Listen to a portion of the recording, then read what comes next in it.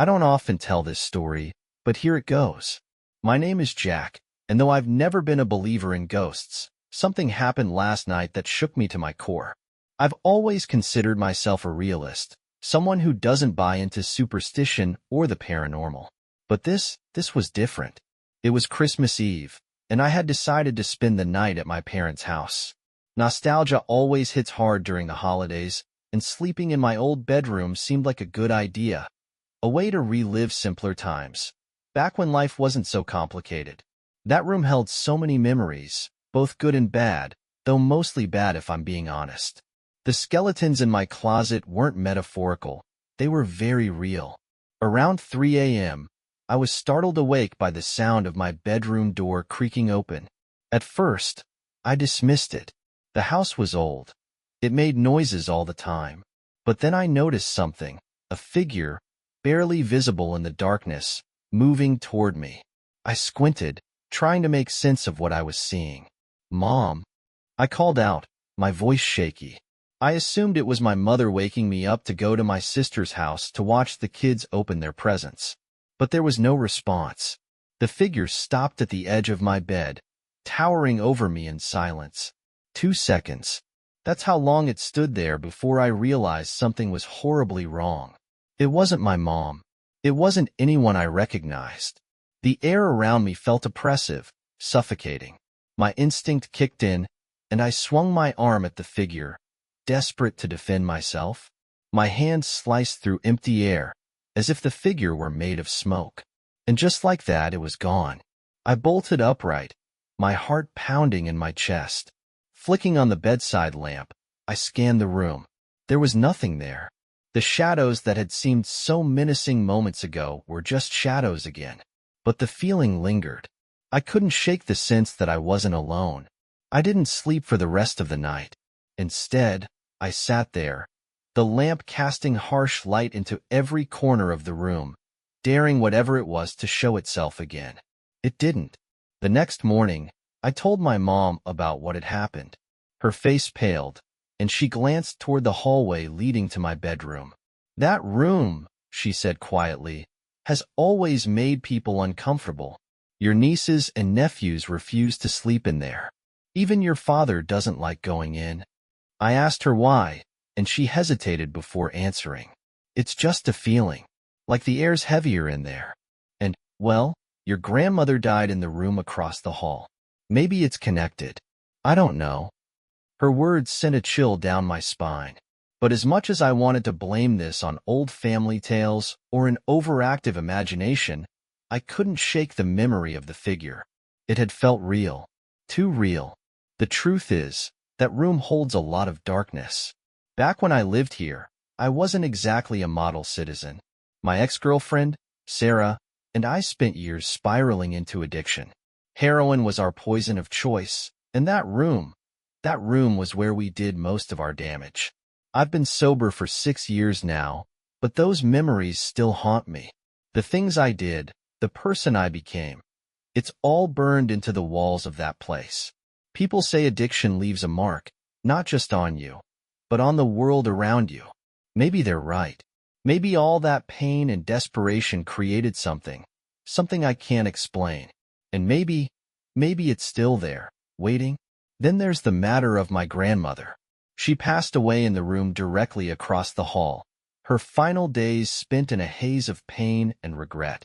I loved her, but she wasn't an easy woman to be around. She carried her own darkness, secrets she took to the grave. Could her death have stirred something? Could my past sins have invited something into that house? I don't have answers. All I know is that I'll never sleep in that room again. Whatever it wasn't just in my head. It was real, and it was terrifying. The days that followed were anything but peaceful. Every time I thought about that room, a cold dread settled in my chest. It wasn't just the figure that haunted me. It was the memories, the guilt, the darkness I'd left behind. A few nights later, I decided to confront it. Staying away wouldn't solve anything. I'd come to visit for the holidays, but now it felt like this house was challenging me, daring me to face my past. If there was something in that room, I needed to know. I waited until midnight. My parents had gone to bed, and the house was eerily silent. Armed with nothing but a flashlight and my courage, or stupidity, depending on how you look at it, I made my way to the room. The door was ajar, as if inviting me in. The air felt colder as I stepped inside. I clicked on the flashlight, its beam cutting through the darkness. Everything looked normal: the bed, the dresser, the faded posters from my teenage years. But the room felt alive in a way that made my skin crawl. I stood there, heart pounding, waiting for something to happen. Minutes ticked by, and the silence grew oppressive. I began to feel foolish. Maybe it had all been a bad dream. Maybe my mind had conjured the figure out of old fears and unresolved guilt. But then, the temperature dropped sharply. My breath misted in the beam of the flashlight. And that's when I heard it, a faint whisper, so soft I almost missed it. It sounded like my name. Jack. I froze, every muscle in my body tensing. Who's there? I demanded, my voice trembling despite my attempt to sound brave. The whisper came again, louder this time, but still distorted, like it was coming from underwater. Jack. The flashlight flickered, and for a split second, I saw it. The figure from before, standing in the corner of the room. It was clearer now, its features twisted and grotesque. Its eyes, they burned with a malevolence I can't describe. I stumbled back, nearly dropping the flashlight. What do you want? I shouted. The figure didn't move, but I felt its presence pressing down on me, suffocating and unrelenting. My chest tightened, and panic set in. Then, just as suddenly as it had appeared, it vanished. The room was empty again, but the feeling of dread remained. I bolted out of there, slamming the door shut behind me. That night, I didn't sleep. I sat in the living room, the lights blazing, my mind racing. What the hell had I just seen? Was it a ghost? A demon? Or was it something else entirely? A manifestation of my own guilt and regret? The next morning, I decided to dig deeper. My mom had mentioned that my nieces and nephews refused to sleep in that room, but I hadn't thought much of it at the time. Now, I needed to know why. I called my sister, Emily, and asked her about it. Honestly, Jack, that room creeps everyone out, she said. The kids say they hear things. Whispering, footsteps. One of them even said they saw someone standing in the corner. We thought they were just trying to scare each other, but now, she trailed off, her voice heavy with unease. Now what? I pressed. Now I'm not so sure. Maybe there's something to it. That house, it's always felt off. Her words only deepened the pit in my stomach. If the kids were seeing and hearing things, then this wasn't just in my head. Something was happening in that room, and I couldn't ignore it. Later that day, I went to the attic, searching for anything that might explain the strange occurrences. Old family photos, boxes of forgotten belongings, dusty furniture. Nothing seemed out of place. But then I found an old journal tucked away in a corner. The cover was worn, the pages yellowed with age. It belonged to my grandmother. I sat down and began to read. Most of the entries were mundane, recounting daily life and family events. But as I flipped through the pages, the tone began to shift. The last few entries were darker, filled with fear and desperation. She wrote about hearing voices, seeing shadows that shouldn't have been there. One entry stood out. They're here. I don't know what they want, but they won't leave me alone. The shadows they're watching, waiting. I feel them in the room at night. I'm afraid to sleep. My hands shook as I closed the journal. Whatever my grandmother had experienced, it sounded disturbingly similar to what I was going through now. Was the figure I'd seen connected to her? Or was it something older, something tied to the house itself? I didn't have answers, but I knew one thing. I couldn't ignore this anymore. I had to face it, no matter how terrifying it was. The decision to confront the darkness in that room once and for all wasn't one I took lightly. It felt like an inevitable climax to a story that had been building for years. If I didn't face it, I knew it would haunt me forever, both literally and figuratively. I spent the entire day preparing. I researched everything I could about cleansing rituals, paranormal investigations, and protective measures. Salt, candles, sage. Whatever tools I could gather, I did. My mother noticed my frantic activity and asked what I was doing, but I brushed her off. I didn't want to scare her any more than she already was. By midnight, I was ready.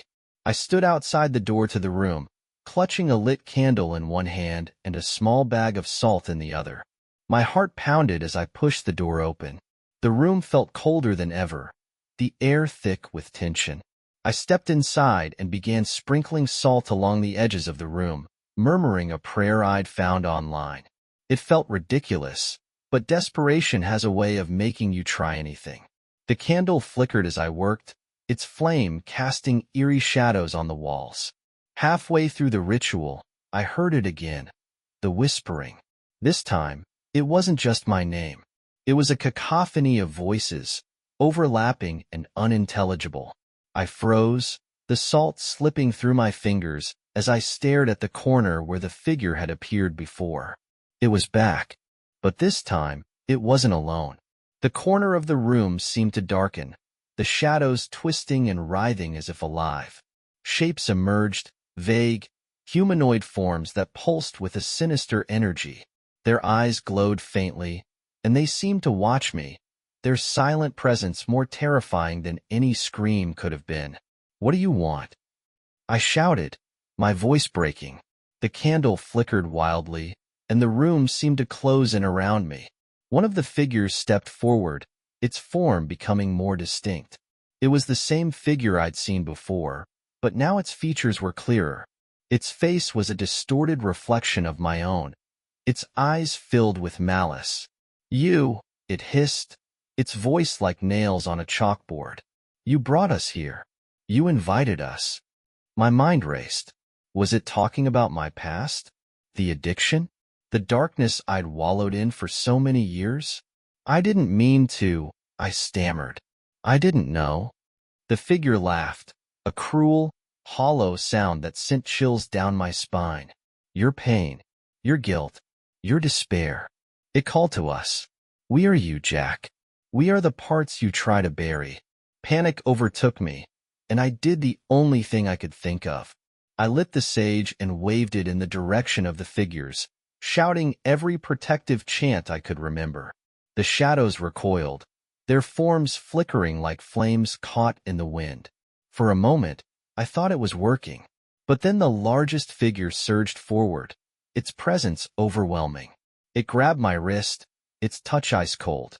Pain shot through my arm, and the candle fell to the floor, its flame extinguished. The room plunged into darkness. In the pitch black, I heard my grandmother's voice, clear, strong, and calm. "Jack, you have to let go." "Let go of what?" I cried, tears streaming down my face. "Your guilt, your anger, your fear. They are what bind you to this darkness. Release them, and they will have no power over you." Her words cut through the chaos like a beacon of light. Summoning every ounce of strength I had, I closed my eyes and focused on the memories that had haunted me for so long. The fights with Sarah, the needles, the lies, the shame. One by one, I let them go. I forgave myself, truly and deeply, for the first time in years. The room grew silent. When I opened my eyes, the figures were gone. The oppressive cold had lifted, replaced by a strange warmth. The candle reignited on its own, its soft glow filling the room with a sense of peace I hadn't felt in years. I left the room that night, knowing I would never be the same. The house felt lighter, as if a weight had been lifted. My mother and sister noticed the change too, though I didn't tell them the full story. Some things are too personal to share. Since that night, I've made peace with my past. The darkness in that room wasn't just about ghosts or spirits. It was about me. About the pain I'd carried and the choices I'd made. Facing it was the hardest thing I've ever done, but it was also the most liberating. The room remains empty now. My parents keep it as a guest room, though no one ever stays there for long. I visit occasionally, but I never sleep in that room. I don't need to. I've faced my demons, and I've come out the other side. The shadows no longer have power over me.